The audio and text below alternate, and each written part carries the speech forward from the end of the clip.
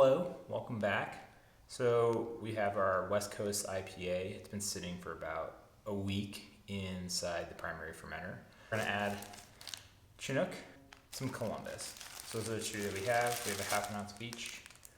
We're gonna add those in to this, and then we're gonna let it sit for another week or so to kind of extract it, and then we're gonna bottle it next weekend. So I'm gonna get started on that process.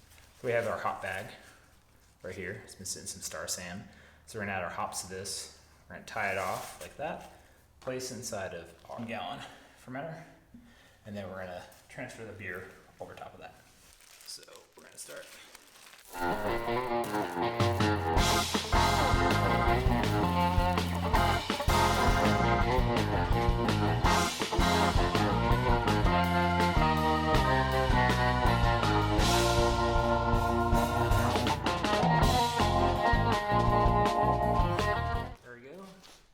Hops are in there. That's what it's looking like right now.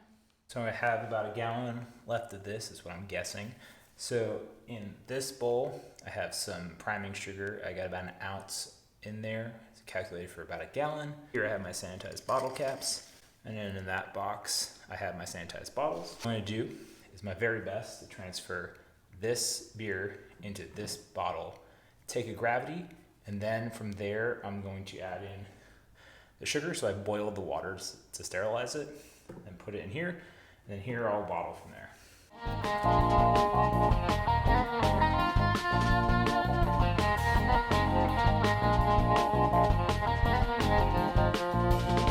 So I'm gonna leave all of that behind because that's just not stuff we want in our final beer. We're gonna use a refractometer. I take a little sample out of this. I like these because you don't have to use much, and I can sanitize this before I do it. And I'm gonna get a gravity reading right now before I add my sugar. Sitting at about 4 bricks. Now we're gonna add the sugar water to this. And then we'll give it a good stir.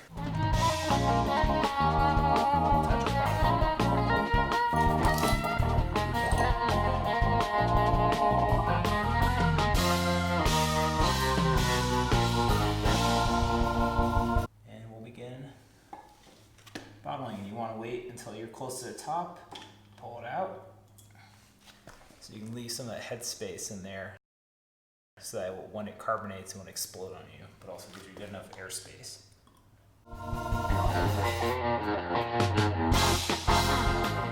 So we got Star Sam bottle caps. Put the lid on top. Capper. And there you go. Anywhere from a week to 2 weeks to be fully carbonated. And we'll try this next to the dry hopped version. So see you in a little bit. All right, so it's been about 10 days. We got our beer that I cold crashed overnight. And so we're going to go ahead and first get a gravity reading with my refractometer, see what our final gravity is. I sanitized this, I took a little bit out, put it on here, and then we're gonna rack from here into our bottling bucket, and then we're gonna add, we have over here we have some half a cup of water with 0.5 ounces of priming sugar. So let's do that now. Let's see where we're at.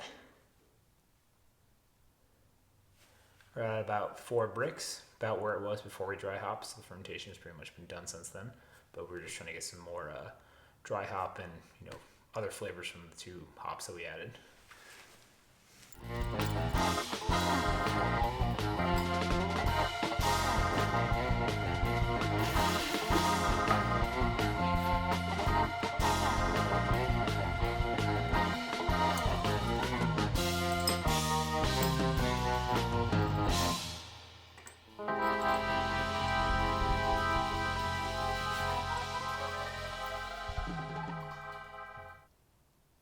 We're gonna go ahead and bottle all the rest of these.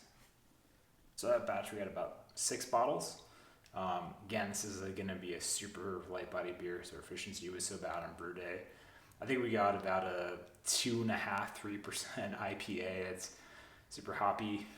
I'm gonna let these sit for about a week and see what they taste like. I'll try it against the one that didn't have any dry hopping to it. Hi guys, welcome back. So we now have bottle conditioned both of our various West Coast IPAs. So again, what we're looking for out of this with our hop character is, we want to have a very strong aroma. That's one of the reasons why we also dry hop one of them. And then we're also looking for kind of caramely notes with it. We're looking for a light, clean color, mostly in that like copper-ish color. And then also for a lot of the hop character, when we drink it, it should be piney, resiny, are kind of the two main descriptors of that. So we're going to start first. So we have this one, which we dry hop for about 5 days for 1 gallon of it. And the rest of it, we took this one, which we then just bottled it right from the fermenter after about 7 days. The final gravity on both of these gave us about a 3 to 3.5% beer.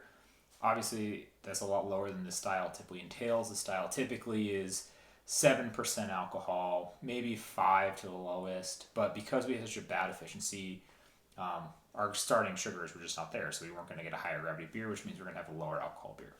So we'll start with this one. So this is the non-dry hop version. And what you can see, since we did bottle condition these with some priming sugar, it's a good sign when you hear that like hissing noise, meaning carbon dioxide is releasing. So I'll start by pouring some of this, seeing what it looks like.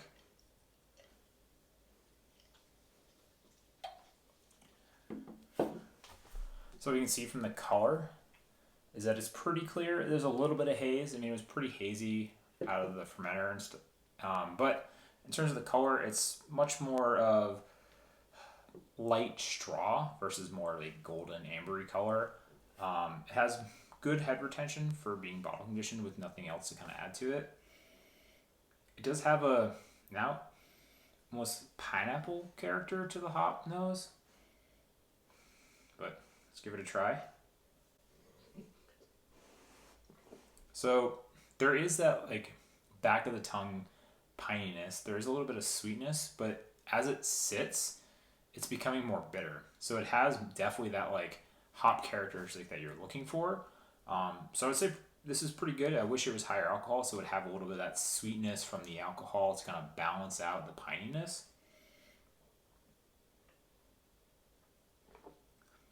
But overall, I think this is okay. It turned a lot better than where it started. And again, this has been bottle conditioning for about 10 days. This one has only been for about a week. So we'll see how that one is, because they were a little bit different from this one versus this one was for the dry hopping. So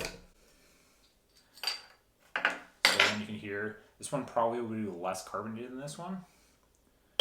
So this one was dry hop for about 5 days. And again, we're not seeing that much. I'm sure this will get, as it sits in the bottle, it'll become more carbonated.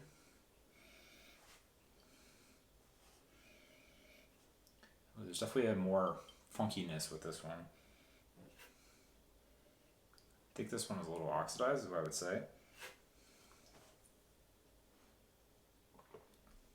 Yeah, this one's just not finished yet. So I think we'll table this one and try this one in a few days next to after we have this one to kind of have this as a baseline. All right, so we've waited a couple more days since the last time we tried this dry hop edition. Hopefully this one's more carbonated. So let's go ahead and open it up and give it a check. So I know one of the big things with this one was that I definitely added less sugar than the previous batch. I've been watching some other YouTubers and looking at their recommendations. This one only had about half an ounce of corn sugar per. So let's see how this one goes.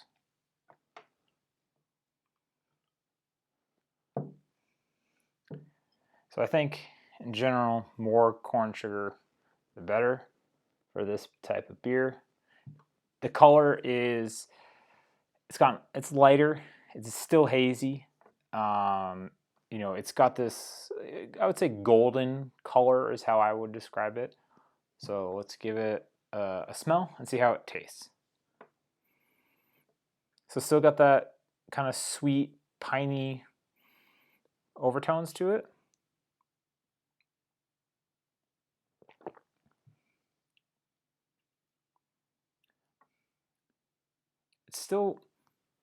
it's got an aftertaste that I don't want to say metallic-y, but something like that.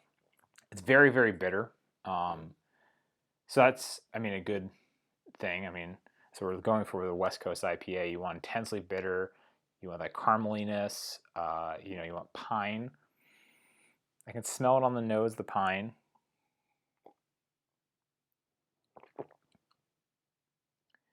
Yeah, I mean, it's just kind of, in general, I think this beer is just kind of flat in terms of flavor. I mean, it does get bitter the longer you drink it. It has no malt character, but again, this beer is such low ABV and such low sugar content that it's not going to really have that. So I would just classify this as a unbalanced beer. Again, it is 3%, so this is very easy to drink. It doesn't taste bad. There was whatever that negative taste that was there before definitely got cleaned up and over the week and a half since I last tried it. So yeah, I think this is okay for a first batch. We're gonna continue to brew, hopefully get better every time. The goal is to improve every batch. So yeah.